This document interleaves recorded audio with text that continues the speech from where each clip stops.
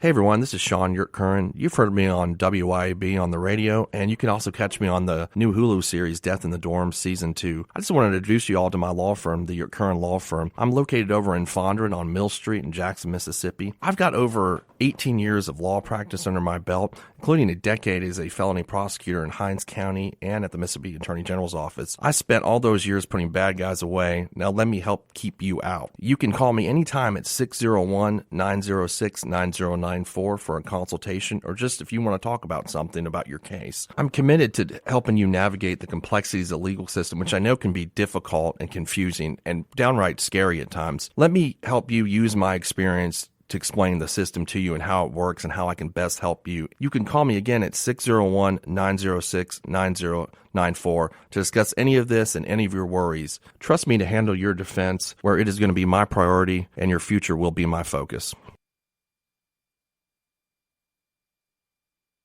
Welcome back into the Clay Edwards Show. Guys, this segment is going to be brought to you by our friends over at Foremost Foundation and Construction. For foundations, Foremost uses an innovative polyfoam technology that, with great precision, can in fact correct and restore sinking concrete very quickly. They provide solutions for the long term that can improve the ability of the actual soil to support the foundation or concrete slabs. This stuff's really neat. I've actually seen this stuff in action, this foam technology, polyfoam technology. It really is phenomenal what they can do with this stuff nowadays. It almost works like a jack of sorts. Yeah, I've seen that. It's pretty cool. Fill the foundation stuff. It's really neat. So thanks to their specially designed rigs, they can drill and lift without the need for heavy excavation. Man, that's when it gets expensive. You ever hear a contractor mention the word excavation? It's five figures. Pull out your credit card. It's five figures. Yeah, you better have some money, son. Anyways, look, their team has decades worth of experience. They've tried all the old tricks. They know what works, and they have weeded out which ones don't. Experts in foundation repair, polyfoam, drainage, seawalls, and retaining walls. ForemostFoundation.com. That's Foremost Foundations with an S. ForemostFoundations.com. Check them out. Let them know you heard it here on the Clay Edwards Show. I know Shaun sent a customer their way. Yeah, a friend of mine called me because he heard the ad. So. Excellent. All right, so let's jump into it, man. I know what y'all are here for. Yeah. I'm not going to make you wait long. So I got up on a Monday morning, Yeah. I mean, I'm usually awake, but I would be sitting there drinking coffee and about to walk the dog by now. So. Based on some of the reaction from this weekend, I thought it was best to have my lawyer here in the studio with me this morning. Mm-hmm. So look, without going back into this, I understand there's kids in the car this morning and stuff. I don't want y'all to change the channel, and I'm not going to put y'all in an awkward situation. Just quick recap.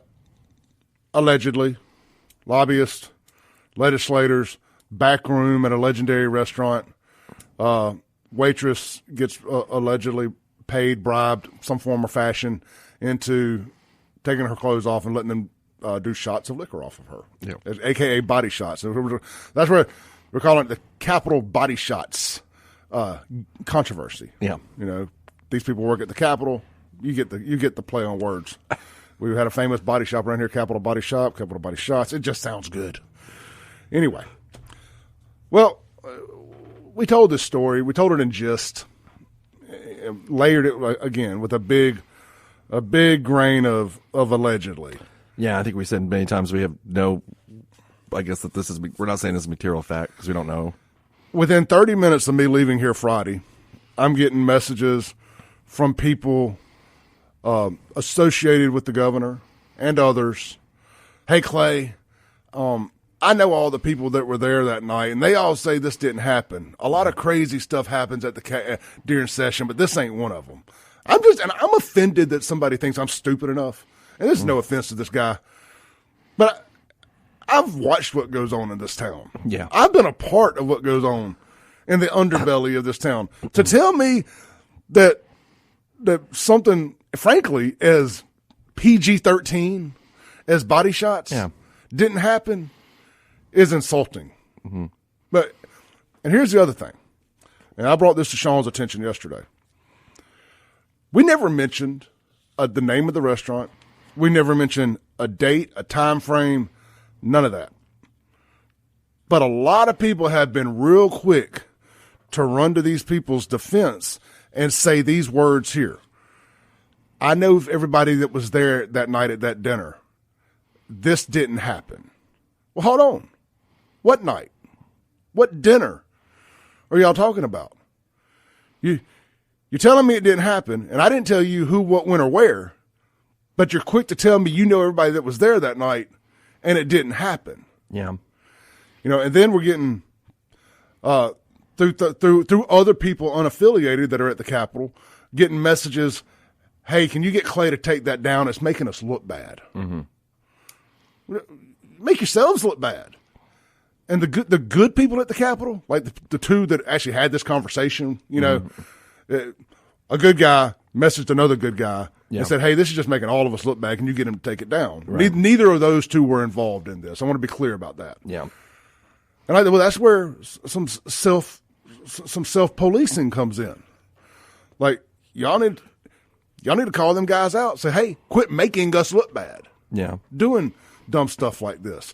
And it's just I've heard everything from, hey, they're exploring legal options. Again, heard that. Who is they? I was just like, because we didn't, I think we talked about this. I still don't even know who was there. Yeah. Like, I don't think you know. And we've actually, people have tried to reach out to me and tell me who was there, but I said, I don't want to know. Because I didn't realize it was going to be this big of a deal. Friday when we talked about it, and we didn't know. I still don't know. You don't know, and we know some of the parties, but not the legislators, and I specifically don't want to know because we just didn't give much thought. I think, wouldn't you agree with that? We just didn't really think about it. Yeah, I want to be clear here because I know that the lobbyist is most likely listening this morning based on a screenshot I saw yesterday. This ain't about him. No. This is about because he's doing his job. Great job. Yeah, I bet we probably like the guy. Everything I know about him, good guy. Yeah. He obviously likes to party. I like to party. I'm settled down now, but game recognized game. Exactly. This is about this is me casting a wide net here. Our Southern Baptist so-called conservative politicians coming up here to the Capitol every session, creating new laws for us to have to live by.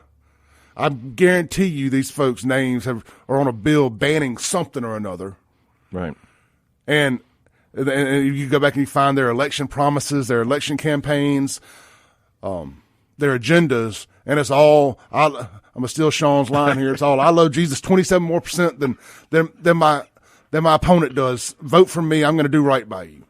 And then they have the audacity to come up here and do alleged illicit things with a waitress in a back room of a restaurant.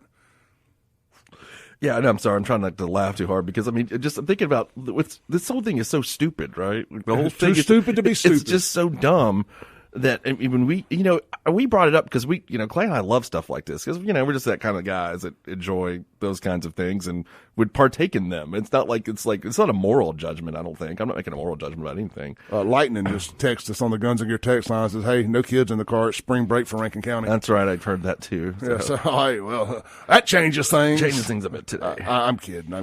We're gonna keep it PG-13 today. But it wasn't about hey, look, man. You're having a good time. I'm not going to judge on that because I'm done the same. But hey, look, bro, I had to get an Uber to and from Shucker Saturday. Yeah, I'm never going to frown on somebody having a good time. Mm-mm. But shout out to Jason Odom, my Uber driver, big listener of the show. Him and his wife Catherine. I appreciate them both. Thank y'all. It was always great to get to break bread with somebody that I like that breaks bread with me. So. Yeah, it's a potential of hypocrisy. Yeah, that's the issue, and just the like I've got more phone calls this week than I think that I have in my entire life, off of this 7-minute segment that we had on Friday that has caused this this kind of uproar. I heard from people I hadn't talked to in years, like telling me this and this about it, and I'm like, look, we don't know anything, and then actually you and I gleaned more information about the incident than we ever had, prior to Friday. Yeah, look, allegedly, and I'm using that word a lot here because I have to cover my butt. There may be a video of this. We both heard that from different sources. Can't confirm or deny. Yeah, can't confirm. Yeah, but we both heard that. That's a possibility. It seems a little fantastic, though, right? That somebody would have actually videoed that, but You never know. I mean, nothing surprises me anymore. I should be surprised, but nothing surprises me anymore. If you were back there, if you're one of the guys back there, sometimes you just have to live in the moment. You would think. I mean, if we were all there, and I mean, you're like pulling out your phone, and I'd be like, "Come on, bro! Like, what are you doing? Not now. Not now. Let's delete that. Yeah, we don't need to do that. You need no memory of this. No. It's all up here. Yeah, I mean, there's just. I mean, what are you gonna like rewatch it? And I mean, I don't know. There's plenty of other stuff available online that you can watch again. If you know what I mean. I don't know why. But that's. So anyway, so like the overreaction, I guess you would call it, to this 7-minute segment has caused us to learn new things about this incident that we never would have known before. And I just like, it's kind of funny. Yeah, some version of this happened. I'm thinking something with some people. Again, we don't know who any of them are. Yeah, so apparently there was a dinner. What we have gleaned from this, there was in fact a big dinner at a restaurant. Yeah. Leadership was possibly there at some point earlier in the evening. A bunch of well-to-do individuals. Yeah. And some of the other guys stayed a little late, kept the party going. Very Shaun and Clay type move. Yeah, that's very Shaun and Clay type move. Kept the party going, and things popped off. All right. Again, my problem isn't that it happened. My problem is I keep going back to this hypocrisy thing. Yeah. And then it's the insulting of my intelligence telling me that you know everybody that was there when this allegedly happened, but I never said when it allegedly happened. I still have no idea when it happened. Me either. I could have been 2 weeks ago, 2 months ago, 5 years ago. I don't know. I mean, but it's just the uproar about it. That like especially when somebody mentions about legal stuff, and I'm like, wait a second, okay, I don't think anybody wants to do a deposition here. I mean, if they do, that's up to them. But well, yeah, I mean, if you want to try to sue somebody for talking about a potential mythical story that no names were ever mentioned in, that means we're gonna know your names. Yeah, I mean, you get to ask a lot of other questions in discovery, which nobody wants that. No, I mean, nobody wants to ask how many times you've done this, and are you married? Yeah, that's the questions I was thinking about. What would your wife think of this? I mean, yeah, that's exactly right. I mean, so I thought that was a little. I don't know if that was a scare tactic or what it was, but I just all based on this. Just something that, like you said, we were saying this is like a joking kind of story. Thought it was funny. And I want to give an example. We believe it or not, we get more stuff that we don't talk about 100% than we do. This was just sensational and funny enough that it's like, well, let's roll with it because it's probably got some truth into it. Right. There's things I could tell y'all that they're probably true, but there's no way to prove it that go on around here. That make this look like nothing. Oh, God. I mean, we were talking about that this week. All the stuff that we do here that we just were like, we're not going to talk about that because that's too, out there. We haven't confirmed it. I mean, I've heard rumors of a house that some of these guys have that some really crazy thing goes on at. But I can't prove that. And there's a part of me that just the delinquent wants to believe it's true because I have like that much faith in our leadership that, well, of course it's true. Yeah. I've heard that. Of course, we've talked about that story that's out there. Not story, but rumor or whatever that is. But I mean, and the same thing. This was presented as just like a rumor that we'd heard several different versions of now, actually, over the weekend, several different versions of. So, like as on Friday, we never said that it was true. We said it was a rumor. And now we're hearing different. It just the way that everybody's scurrying is what's the story. It really is. And the fact that, originally it was they bought the girl a Louis Vuitton purse. And then I've heard it was $1,800 cash, not a purse, which that would make way more sense to me. But either way, for a story that didn't happen, y'all have narrowed the people defending it have narrowed it down to, I knew everybody that was there that night. This didn't happen. Yeah. And now the purse has turned into $1,800. And then when we didn't know that there was a possible video, now there's a possible video. Like, and I didn't know anything about it. And they're worried about it. Yeah. And I mean, if, these are nothing that we know or like they can prove, but this is what now stuff we didn't know that because of the reaction or the story to it, or the response, whatever you want to call it, that, it was just interesting. I mean, how many times did we field phone calls about this weekend, Clay? I mean, I feel like my entire weekend was just consumed with it. I unplugged Saturday when I went to the Crawfish Bowl, and just refused to engage in any of it. But it was the entire weekend. I mean, I got told by somebody yesterday that's as plugged in as anybody at the Capitol that the two biggest stories down there right now was this and Andy Gibson stepping off in a pile over the IV, the IVF. I haven't seen what he said yet. We're gonna get to it later here in the show. I'm good. And as far as that goes, that's a little above my pay grade. Yeah. I mean, I get the nexus of the argument, but we'll listen to it. And it's so easy you mentioned abortion, and it's so easy to get people fired up on both sides. Right. And all that good stuff. So, but apparently these are the two biggest stories at the Capitol this weekend. Slow news week, I guess. It must be, because, I mean, the way I figured, if nobody had been responsive about it, this thing nobody just remembered it. It was just a funny story about some legislators drinking too much or doing whatever they were doing. I mean, that are unnamed, by the way. Yeah, I got a chuckle out of the guy sending, like a third party dude asking me to take it down. That was interesting. That happened on Friday, right? Yeah, that happened. Friday right after lunch. I'd gone to pick up those shirts and buy them. By the time I got home, I'd gotten a call saying, "Hey, people down at the Capitol want to know if you'll take it down." Yeah. So it's making them look bad. So it was the context was, this is what everybody thinks we do up here. Mm-hmm. This is making us look bad. Well, I mean, I'm not. It's obviously a small percentage of people that are really up here behaving badly. Sure. I mean, it really is a new generation of leadership. When I say leadership, I mean the legislators, the elected officials, not the two leaders, not Jason White and Delbert. I just mean everybody up there, the decision makers. Yeah. It's a new generation. I think most of the days of the sun and sand type stories are behind us, but this is one that has reappeared. And if anybody knows about those sun and sand stories, I'm sure a lot of people listening have heard those, just like Clay and have their whole lives. And I knew legislators that were in the legislature in the 70s, and the things they would tell me about what went on there were just crazy, interesting. And one of them, a really good friend of mine, he's deceased now, but he just told me he said his wife said that he couldn't run for another term.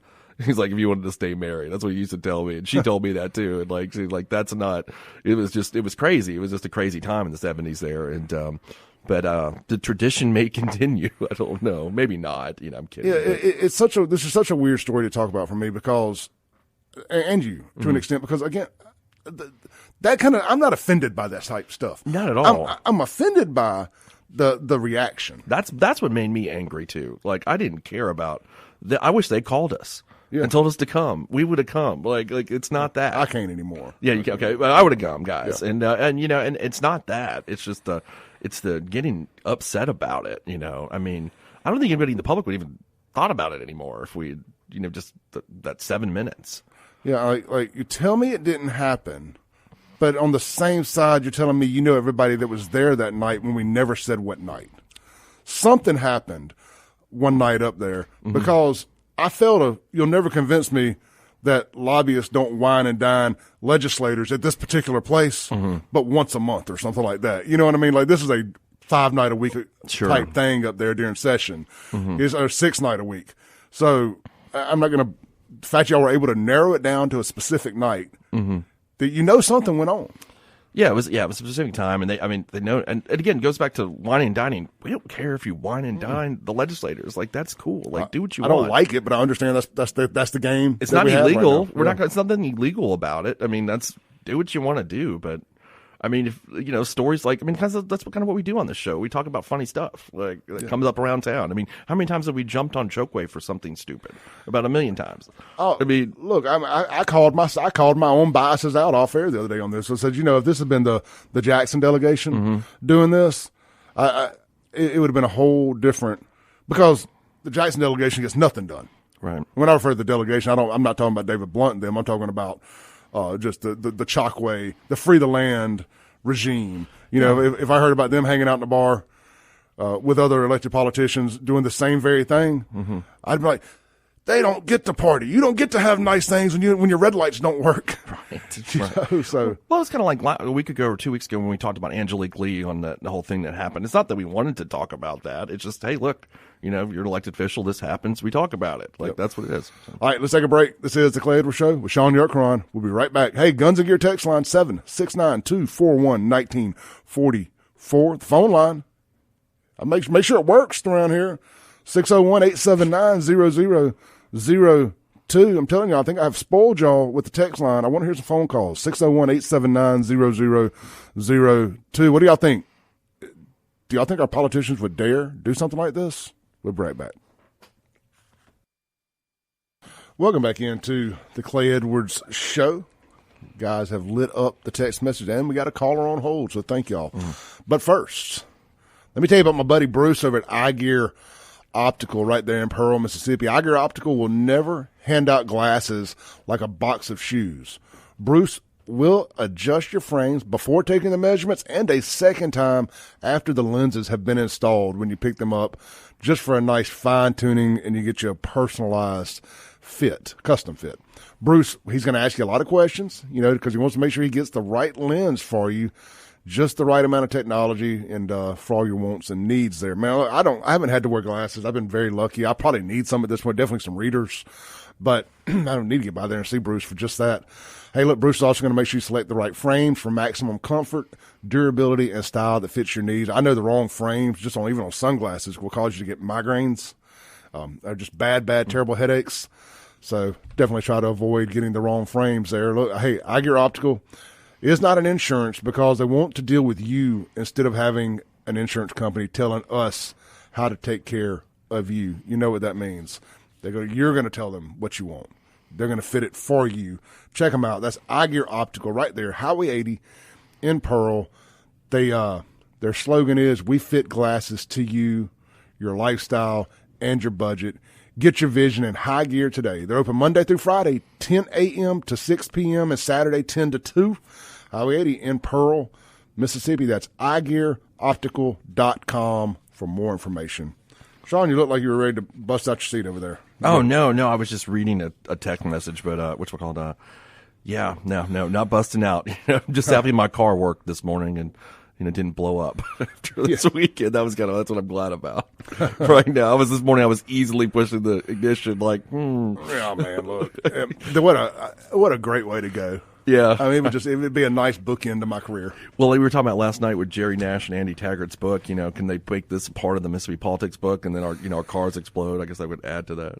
Yeah. I mean, this bunch of lactose intolerant, safe closet, safe space, cry closet, modern day politicians that are down there at the Capitol now, that's the least of my concerns. I mean, there's some good folks down there, but I ain't too worried about any of them. Yeah, I mean, there's a lot of people in the legislature that I like a lot, and I don't know what they do. Like, this is, I guess I'm not articulating this right. We weren't going on some crusade Friday morning, is what I'm trying to say. Yeah. You know what I mean? When we talking about the story, we did it because we like kind of funny stuff like this, and so we decided we're going to talk about it. It wasn't like we were trying to do some investigative reporting and out corruption, or not corruption, but ethical scandals or whatever it is. And we weren't that wasn't our intent, I guess is what I'm trying to say. Well, apparently that's not us, but apparently some other investigative reporters have in fact decided to take this up. So we're going to find out. Yeah, they all have it, is what I'm told. I mean, before we did. I mean, multiple true things. I would never legitimately call myself as a reporter. I'm just not. I mean, it's a running joke, journalist. It's a running joke on my Facebook being internationally recognized because Sky News put that as my under my name when they interviewed me for the Jackson water crisis. But there's real journalists around here: Kingfish, C.J. LeMasters, Therese Apel, obviously. And I mean, I could go on and on and on. I don't really read the Mississippi Day or the Free Press stuff, but I'm sure there's some air quotes in the studio, real journalists over there. Yeah. So maybe one of them, find this interesting enough that they'll do the research. We'll find out if this story is true or not. Well, I think that's true. I mean, because what we do is we usually, like you always say this, we react to stories. It's kind of like punditry. That's kind of what we're doing here. It's not just breaking stuff, but I mean, they do that work and they do great. And this is kind of like, I think you and Therese and Kingfish have talked about this before, the importance of independent media, and these, kinds of stories come out because there is an independent media. And that that will take the risks and look into things and all that kind of stuff. So, from what I'm told, that those organizations are doing their work on it long before we ever even heard of it. So. Yeah, I think they were a little upset that we kind of cracked the egg. Yeah, I think that's the impression I've gotten over the weekend. They weren't really happy about that, but that they had all been working on it before we ever did that. On the Guns and Gear text line, Joe says, this rumor of the partying politicians is why supporting Trump and ridding them of the influence of lobbyists. Man, look. I'm going to tell y'all, I personally have – lobbyists have always – in my short time doing this, lobbyists have been very nice to me. They've opened up their cabins at Neshoba, all these things, hospitality. I don't like our current system, but I don't mind somebody taking advantage of it because it's the current system. Like I'd be a hypocrite if I say, I can't stand that they do this. Then I would, but I'm the same person who says that Donald Trump, but people try to bash him for the bankruptcies and this and that and the other and taxes. He's just playing in the system. Yeah. Now, should we change the system? 100%. Mm-hmm. Yeah, that's a different. Yeah, that's a true. I mean, that's a different thing, right? Should there be some kind of reform to it, right? But right now, they're not. I wouldn't say that they're not violating the law. I mean, they're not doing anything that's not legal. That's their job, and they lobby for things. They have clients. I get that. It doesn't bother me at all. And I get the need for lobbyists. Hey, we're probably going to have lunch today with one. Mm-hmm. It's a friend of ours. There's a need for lobbyists. I was talking to Jameson Saturday. There's a new bill coming up that the tree service industry is very concerned about. It's a dumping bill. Right, we're going to talk more about that. And they feel like there could be some back door there to force who they deal with to dump and burn their trees. So, and I was just thinking to myself, well, that would seem like a good job for a lobbyist. Sometimes the people are the lobbyists. But I'm not here to bash lobbyists. It's the moral of my story. Mm-hmm. But I can also say that some of what they do, like this, it shines a negative light on the whole thing. Yeah, I think that's the issue. It's not the actual fact of lobbying or just whining and dining, but then this kind of stuff happens, and then you have this kind of reaction to it where it's like, oh God, well, if this is okay above board, then why are you guys freaking out? That's kind of the thing I think that bothers people. Hey, and at the end of the day, if y'all didn't want the story out, you should have kept your mouth shut. Yeah, I mean, especially about if that's true and there's an actual video, which, that's why. But then I guess we got a text message from somebody that said there was those guys that made that video when they were having sex in the Capitol building, so people video stranger things. I mean, unknown person here on the Guns and Gear text line, we're going to go to break after this, says, I'm mad because I only wish Shaun and I could have been benefited and piggybacked from someone else buying the LV purse, the Louis Vuitton purse. All right, let's take a break. We'll be right back.